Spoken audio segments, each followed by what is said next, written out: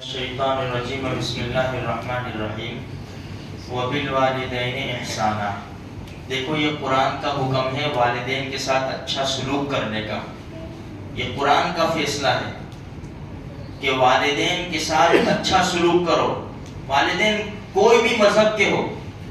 حدیث میں آتا ہے حضرت اسماء رضی اللہ تعالی عنہ جو امی عائشہ رضی اللہ تعالی عنہ کی بڑی بہن، ماں سے الگ، اللہ کے یہ جو ابوبکر صدیق رضی اللہ تعالیٰ عنہ ہے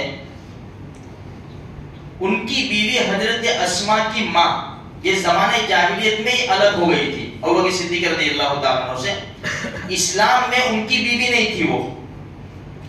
لیکن اب معاملہ ایسا ہوا کہ جب مدینہ منورہ چلے گئے تو ان کو حضرت اسماء رضی اللہ تعالیٰ عنہ کی جو والدہ تھی مشرکہ تھی، غیر مذہب پر تھی، مسلمان نہیں تھی، ان کو ضرورت پیش آ گئی تو انہوں نے سفر کیا مدینہ منورہ کا اپنی بیٹی کے پاس، اور سفر کر کے اپنی بیٹی کے سامنے حاجت رکھی، بھئی یہ میری ضرورت ہے۔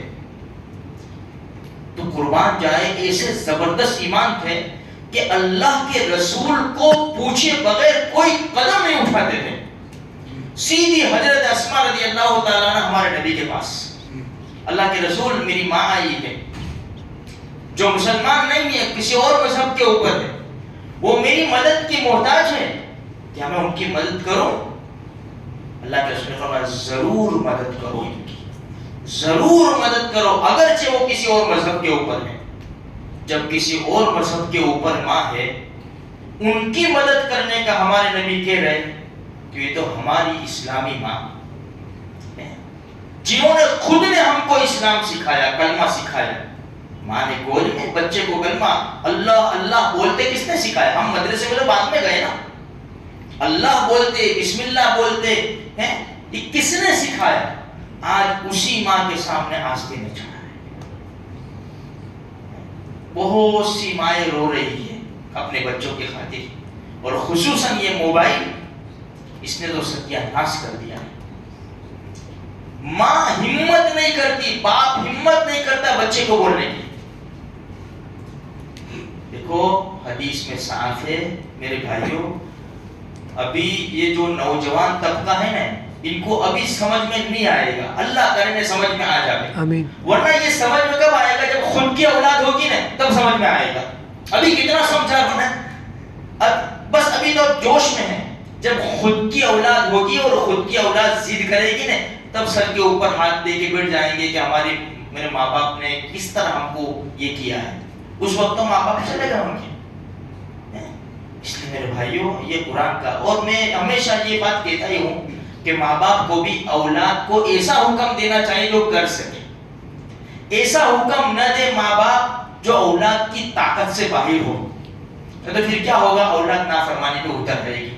مثال کے طور پر 10,000 اس کی سیلری ہے، اس کی بیوی بھی ہے، بچے بھی ہے، باپ کہے کہ 5,000 مجھے دے دینے کے، اور 5,000 میں کیا؟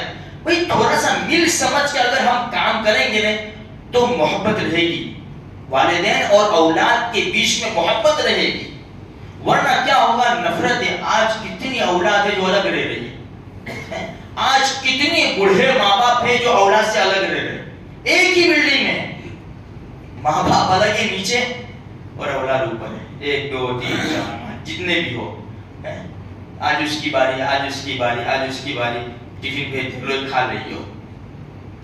میرے بھائیوں جب مل سمجھ کے ہم رہیں گے نا یہ اولاد کبھی بھی ماں باپ کو دور نہیں کر سکتی۔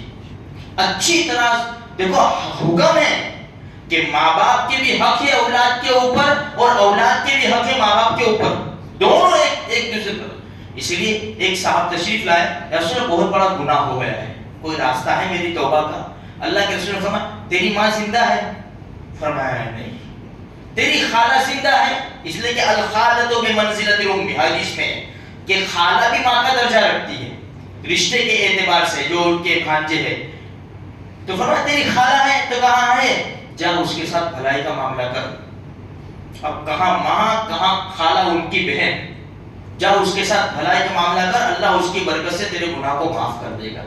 تھوڑا سا آگے پیچھے کر کے میرے بھائیوں ہم کام چلا لیں گے نا، کیونکہ جب انسان بڑی عمر کا ہو جاتا ہے بڑھاپے کو پہنچتا ہے تو اس کا مزاج جو ہے نا بچپنے جیسا ہو جاتا ہے، ایک بات کو 3-4 مرتبہ پوچھے گا، اکلانا نہیں ہے، اکلانا نہیں ہے، ان کو اچھے طریقے سے جواب دو، ان کو اچھی طرح وہ کر لو تو انشاءاللہ اللہ نہ کرے کبھی ہمارا بڑھاپا آیا نہیں، ایسے حالات آئے ہیں تو یہ اولاد ہمیں ساتھ دے گی۔ اللہ مجھے آپ کو سارے مسلمانوں کو نیک توفیق بخشے۔